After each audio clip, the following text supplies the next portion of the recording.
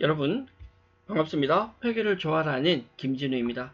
저희는 재무회계의 기본적인 이론 파트에 대해서 학습을 진행하고 있고요. 회계 순환 과정에 대해서 지난 시간까지 마무리를 했습니다. 이번 시간은 회계 순환 과정과 관련된 출제 유형 평가 예제 문제 한번 살펴보도록 하겠습니다. 문항수가 많지는 않으니까 집중해서 마무리 지어 보도록 하시죠. 자, 준비 되셨다면 회계 순환 과정에 대한 평가 문제 출발합니다. 문제 1번입니다.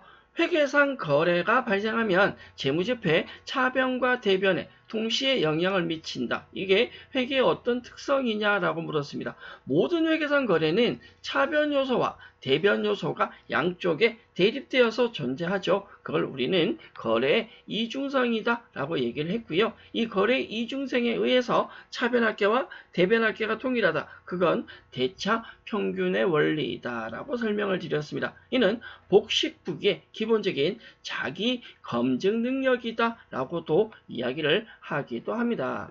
문제 2번 가보시죠. 시선표라는 것이 있는데 우리가 분계장에 분계를 하고 총계정원장에 전기를 했을 때 그 전기된 결과가 맞냐 아니면 틀리냐라는 걸 확인할 수 있는 게 시선표죠. 그 시선표에서 발견할 수 있는 오류다 라고 하는 건 제가 특징을 두 가지 정리했는데요. 첫 번째는 금액 오류 얘기했었고요. 두 번째는 대차 차익으로 갈 수 있는 한쪽이 금액이 틀린 것을 확인할 수 있다라고 했습니다. 예를 들어 대차 양편에 틀린 금액을 같이 전개했다. 동일하게 틀리다. 차익이 나오지 않습니다. 차변과 대변을 반대로 전개했다. 금액을 반대로 쓴다고 해서 계산 과목을 반대로 쓴다고 해서 오류가 나타나진 않고요. 전기를 누락했다. 차변 대변을 동시에 누락하거나 같은 금액을 두 번씩 쓴다고 해서 금액 차이가 나오는 것은 아니죠. 1, 2, 3번은 발견할 수 없는 오류이고요. 4번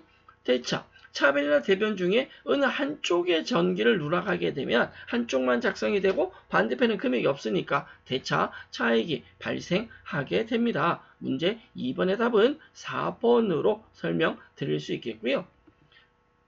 실질적으로 우리가 시산표에서 검증할 수 있는 오류와 검증할 수 없는 오류를 이렇게 정리하기도 했는데 이런 내용들을 다 외우기보다 원론적인 내용, 시산표 오류는 금액 오류, 그 금액이 한쪽 오류라고 설명드렸으니 그 내용으로 정리해 주시면 좋겠습니다.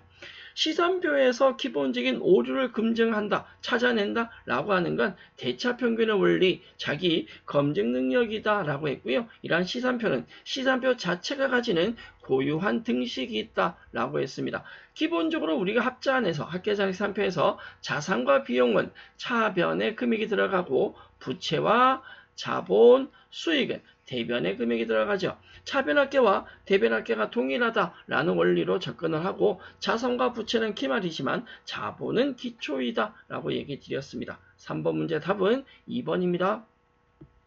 문제 4번 우리가 회계상 거래이다 아니다 라는 것도 강조를 했었는데 기업의 경제적 사건이라고 해서 회계상 거래이다 라고 이야기하는 건 자산부채 자본의 증감 변화다 라고 설명을 드렸어요. 1번에 상품 구매 계약을 체결하였다. 이건 자산부채 자본의 변동이 없기 때문에 거래에 해당하지 않습니다. 우리가 회계 처리를 한다. 거래 판료소에서 회계 처리하기 전에 이것이 회계상 거래인지 아닌지에 대한 판단이 우선적으로 선택이 적용이 되어져야 합니다.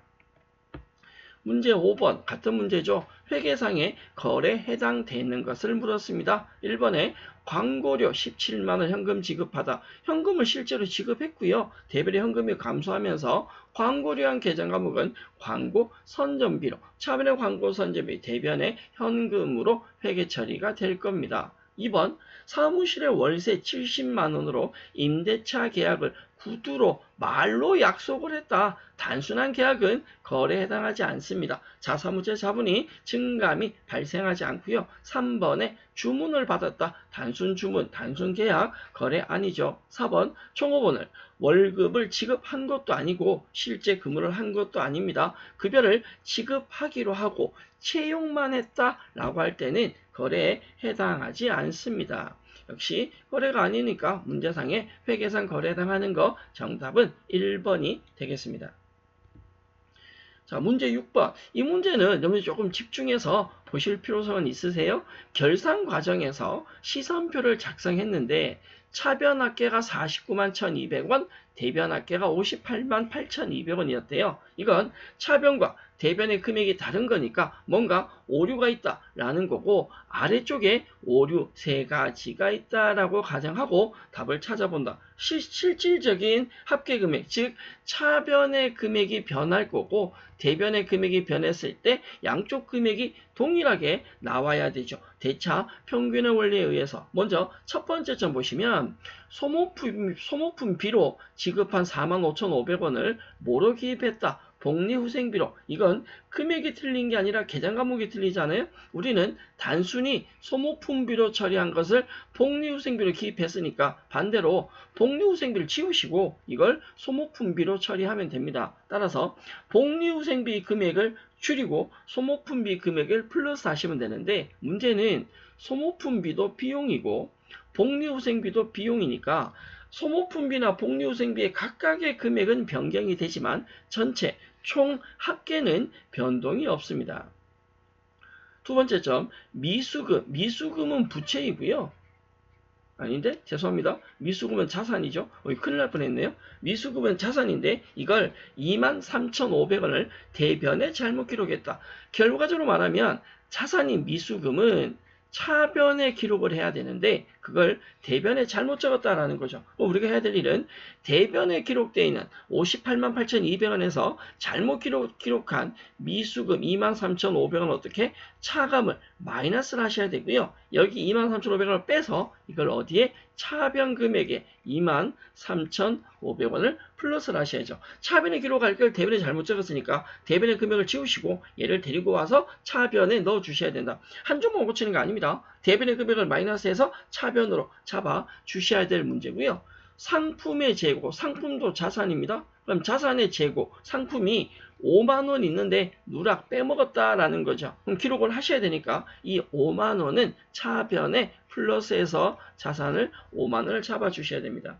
두 번째 점과 세 번째 점은 다르죠. 두 번째 점은 차변에 기록할 걸 대변에 잘못 적었기 때문에 대변 금액을 차감해서 차변에 플러스를 해주시면 세 번째 점은 차변에 기록할 걸 안 적었단 말이에요. 그럼 차변에 기록만 해주면 되게 됩니다.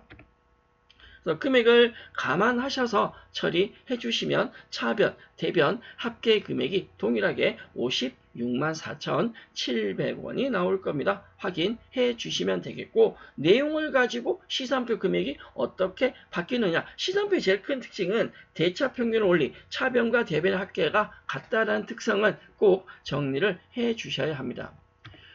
7번 문제 가시면 기말 결산 시에 결산정리상, 이 결산정리상이라고 하는 걸 우리는 기말 수정분계라는 표현을 쓰게 됩니다. 즉 12월 30일 결산할 때 우리가 해야 될 분계가 많다라고 얘기 드렸거든요. 대표적인 게 손익에 의한 손익의 예상, 선급비용, 선수수익, 미수수익, 미지급 비용을 비롯해서 많은 결산 수정 분계 항목이 있는데 그 내용들을 저희가 다 정리하지는 않았습니다. 앞으로 하겠다라고 얘기 드렸고요. 그에 해당하지 않는 거 4번의 선수금이 답이 되는데 저희 회계순환 과정의 평가 문제 중에 사실은 가장 지금 단계에서 가장 중요하지 않은 문제가 이 7번 문제가 아닐까 생각하고요. 세부 내용은 뒤에서 할 건데 이런 내용들을 풀 수 있어야 합니다. 궁극적으로 최종적으로는 그래서 뒤쪽에서 저희가 결산 파트 학습할 때 결산 정리상 기말 수정 분계 어떤 것들이 있는지 또 그 수정 분계를 왜 하는지에 대한 내용은 여러분들이 정리해 주셔야 합니다.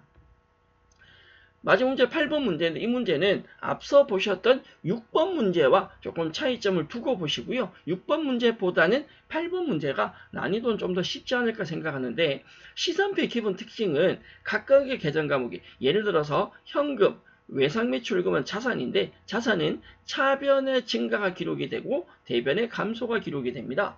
합계란에 A의 금액이 없는데 현금에 또 외상매출금 B도 없네요. 현금이나 외상매출금 A, B가 증가액이고 이 금액의 대변 각각의 감소액이 있고요. 이 감소하고 난 뒤의 금액이 잔액이 되는 거죠. 결론은 현금이 A가 얼마인지는 모르지만 24만 원이 감소하고 남는 돈이 만 원이다. 결론은 A가 25 5만원이 되겠다. 그죠? 25만원 커지고 25만원 감소해서 남는 잔액이 만원이니까. 반대로 외상매출금은 비금액이 없는데 31만원 감소하고 남는 게 2만원이라면 31만원보다 2만원 크면 될 것 같은데요. 33만원. 33만원에서 31만원이 감소해서 남는 잔액이 된다라는 거고요. 외상매입금이나 자본금은 부채와 자본은 대변 중심이죠. 따라서 대변의 증가가 되고 차변의 감소가 기록이 되게 되는데 외상매입금 합계가 얼마인지 모르겠는데 증가한 금액에 11만원 감소하고 남는 돈이 만원이다. 즉 외상매입금은 12만원이 되겠습니다. 내용이 어려운 건 아닙니다. 내용이 어려운 건 아니고요. 각각의 금액에 대한, 즉 시산표에 대한 기본적인 합계 잔액시산표니까 이 시산표에 대한 원리만 이해되신다면 충분히 풀어낼 수 있는 문제고, 저는 개인적으로는 8번보다는 6번 문제를 저는 개인적으로 조금 더 좋아라 한다라고 이야기 드릴 수 있겠습니다.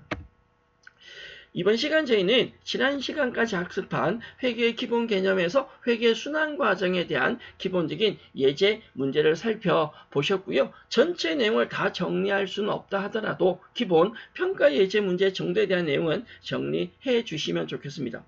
재무회계 파트에서 회계의 기본적인 개념은 저희가 이번 시간까지 마무리하고 다음 시간부터는 실질적인 내용 조금 더 나아가서 계정 과목별 회계 처리에 대해서 살펴볼 예정인데, 지금까지는 회계 기본적인 내용이었다면 다음 시간부터가 실질적인 회계 처리 내용으로 들어갈 거고요. 먼저 보실 건 유동자산이고, 유동자산에서 당좌자산, 재고자산 순서대로 살펴볼 겁니다. 이런 실질적인 계정 과목 회계 처리하기 위해서 여러분들이 반드시 먼저 대줘야 되는 다른 이론적인 내용은 차지하더라도 두 가지요. 거래 판료소 개념은 정리가 되셔야 되고, 두 번째는 거래 판료소를 하기 위해서는 계정 과목, 자산, 부채, 자본, 비용, 수익에 대한 기본 계정 과목은 반드시 정리가 되신 상태에서 학습에 임해 주시면 좋겠습니다. 물론 학습 진행을 하면서 각각의 계정 과목들에 대해서 설명은 하겠지만, 그래도 제가 전부 다 하는 것보다는